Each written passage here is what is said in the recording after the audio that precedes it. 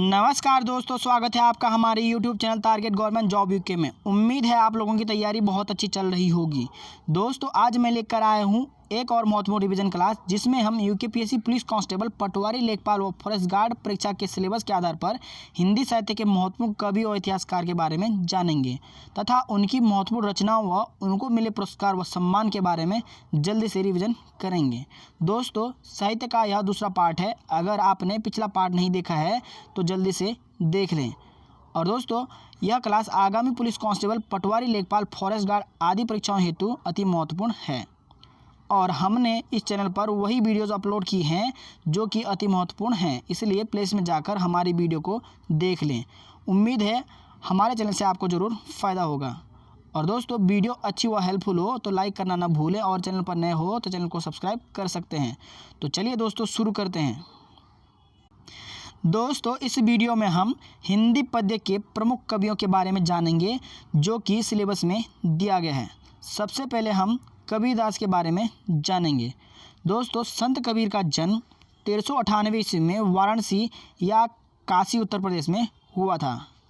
और दोस्तों कबीरदास भक्ति काल के प्रमुख कवि हैं और कबीर की भाषा है सुदखड़ी एवं पंचमेल खिचड़ी और इसके अलावा राजस्थानी, हरियाणवी, पंजाबी, खड़ी बोली, अवधी, ब्रजभाषा का इन्होंने भरपूर प्रयोग किया है। और दोस्तों हजारी प्रसाद द्विवेदी ने इन्हें वाणी का डिटेक्टर कहा है। और कबीरदास जी ज्ञानाश्रयी निर्गुण शाखा से संबंधित कवि थे। और दोस्तों कबीरदास ने खुद को काशी का जुलाहा बताया है।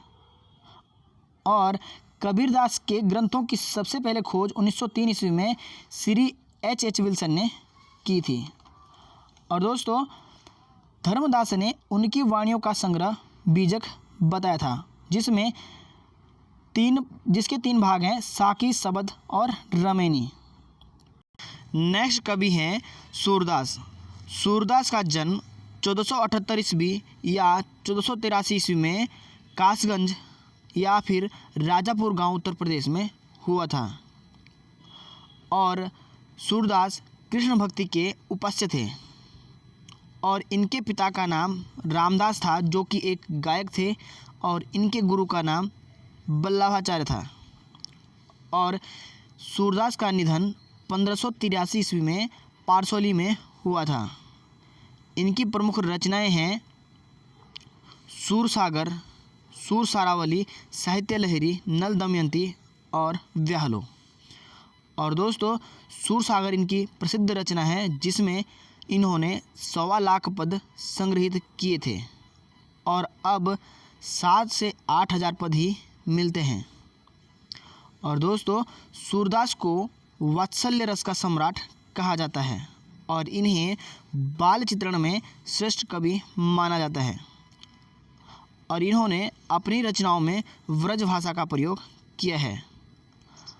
और इनका उपनाम है पुष्टि मार्ग का नायक या जहाज व अष्टसखा की संज्ञा इन्हें दी जाती है। और दोस्तों सूरदास कृष्णाश्रयी धारा के कवि हैं और सूरदास के गुरु वल्लभाचार्य को पुष्टि मार्ग का प्रवर्तक कहा जाता है। नेक्स्ट कवि हैं तुलसीदास। तुलसीदास जी का जन्म 1511 ईस्वी या 1532 ईस्वी में कासगंज उत्तर प्रदेश में हुआ था। और दोस्तों तुलसीदास जी हिंदी साहित्य के महान कवि व भक्ति काल के कवि थे और इनके पिता का नाम आत्माराम दुबे और माता का नाम हुलसी था। और दोस्तों इनकी पत्नी का नाम रत्नावली था और इनके बचपन का नाम राम बोला था। और दोस्तों इनके उपनाम हैं गोस्वामी और अभिनव वाल्मीकि और इनके गुरु का नाम स्वामी नरहरिदास था। और दोस्तों इनके शिक्षा गुरु हैं शेष सनातन। और तुलसीदास जी राम मार्गी शाखा के कवि हैं। इनकी प्रमुख रचनाएं हैं राम ललन हेचू, कवितावली, वैराग्य संदीपनी, दोहावली, हनुमान बाहुक, रामाज्ञ प्रश्न, श्री कृष्ण गीतावली, जानकी मंगल, विनय पत्रिका, रामचरितमानस जो कि भक्ति रस का महाकाव्य है और यह अवधी भाषा में लिखा गया है। और यह सर्वाधिक लोकप्रिय ग्रंथ है। और इसके अलावा गीतावली, सतसई, पार्वती मंगल, छंदावली रामायण, कुंडलिया रामायण, छप्पर रामायण, रामसलाका, कवित रामायण इनकी प्रमुख रचनाएं हैं। नेक्स्ट है मीराबाई। दोस्तों, मीराबाई का जन्म 1498 ईस्वी में पाली के कुकड़ी गांव मेड़ता राजस्थान में हुआ था। दोस्तों, इनके गुरु का नाम संत कबीर रैदास था और मीरा के पिता का नाम रतन सिंह राठौर और माता का नाम वीर कुमारी था। और दोस्तों, मीराबाई कृष्ण भक्ति कवयित्री और भक्तिकालीन कवयित्री थी और इनके उपनाम हैं भक्ति के तपोवन की शकुंतला, राजस्थान के मरुस्थल की मंदाकिनी।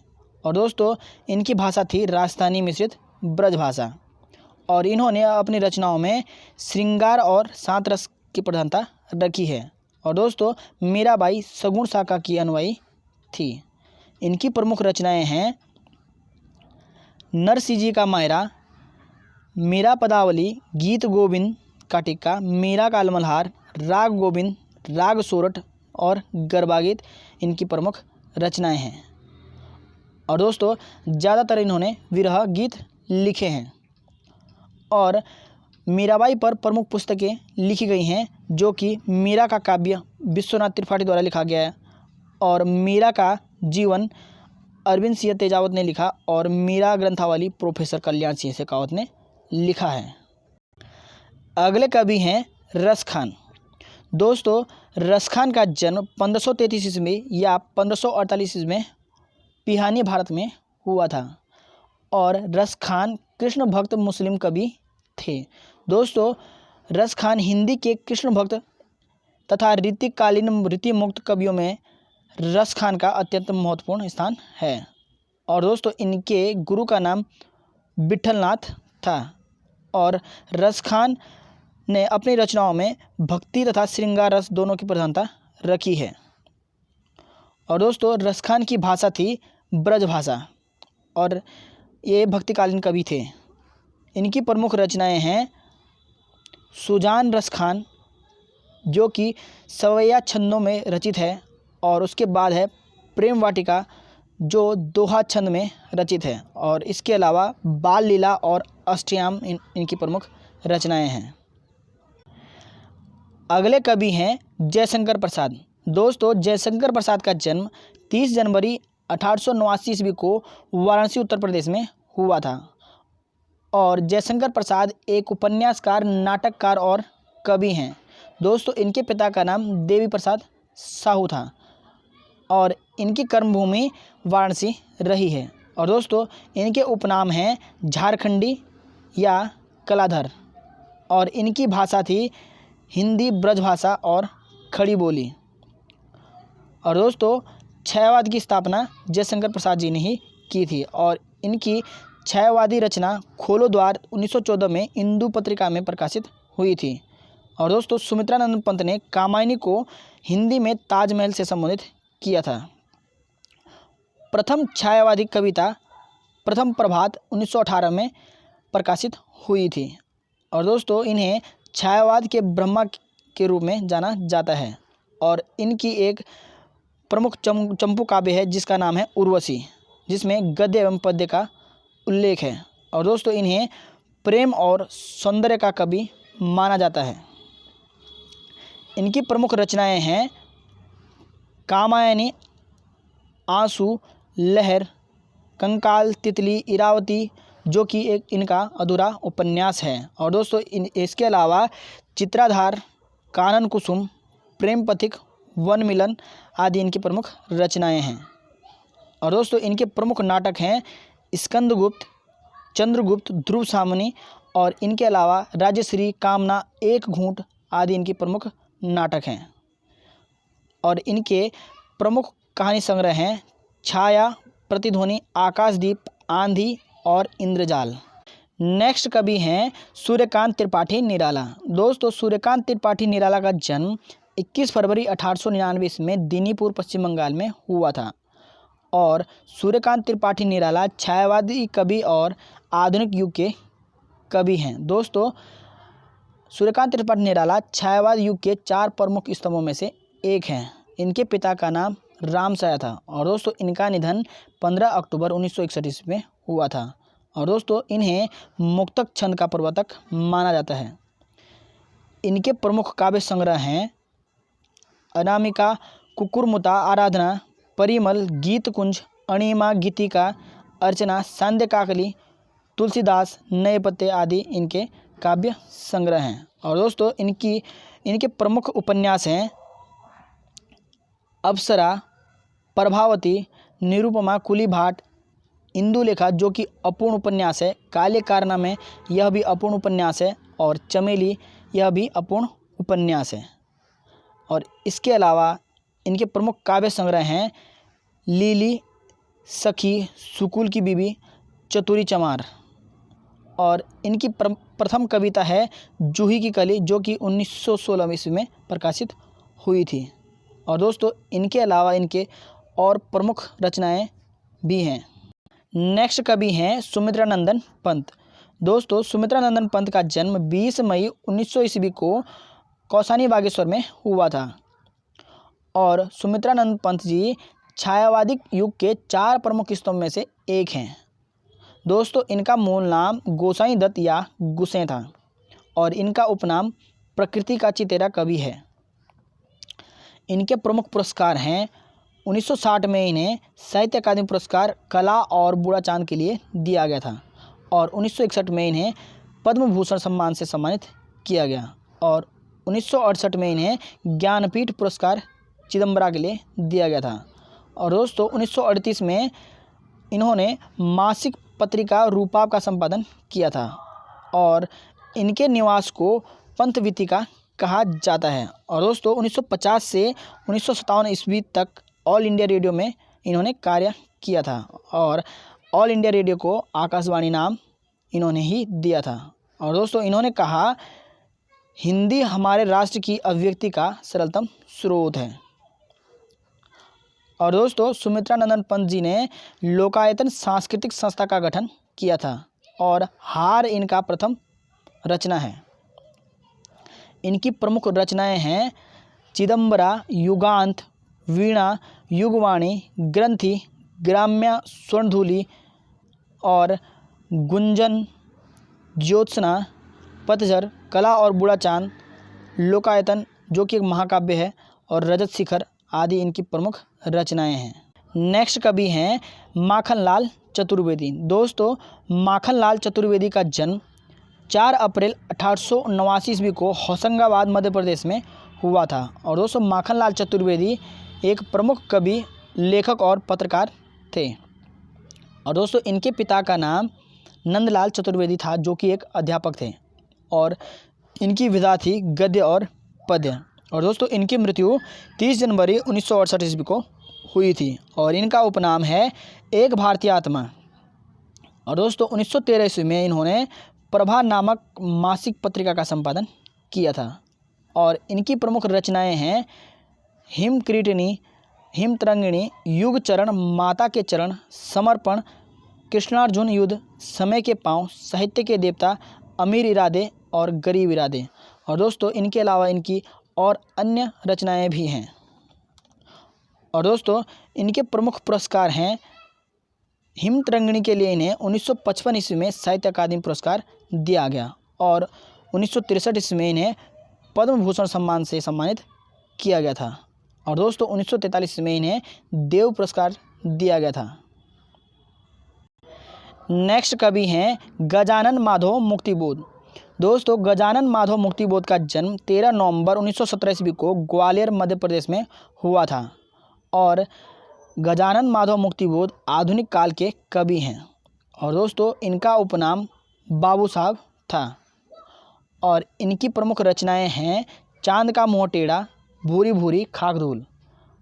और दोस्तों इनके प्रमुख कहानी संग्रह हैं अंधेरे में विपात्र। दोस्तों विपात्र UKSSC 2021 में कनिष्ठ सहायक में पूछा गया प्रश्न है। और इसके अलावा काठ का सपना, सौंदर्य के उपासक, जंक्शन, पक्षी और दीमक, ब्रह्म राक्षस का शिष्य, लेखन, एक साहित्य की डायरी इनके प्रमुख कहानी संग्रह हैं। और इसके अलावा इन्होंने कविताएं और बहुत सारी पुस्तक लिखी थी। नेक्स्ट कवि हैं मंगलेश डबराल। दोस्तों मंगलेश डबराल का जन्म 16 मई 1948 ईस्वी को काफल पानी टिहरी गढ़वाल में हुआ था और मंगलेश डबराल गद्य, कविता, संपादन, पत्रकारिता, पटकथा लेखन में उल्लेखनीय कार्य इन्होंने किया था। और दोस्तों 1982 में ओम प्रकाश स्मृति सम्मान इन्हें दिया गया था और 1989 में इन्हें श्रीकांत वर्मा पुरस्कार दिया गया और वर्ष 2000 में इन्हें हम जो देखते हैं के लिए साहित्य अकादमी पुरस्कार दिया गया।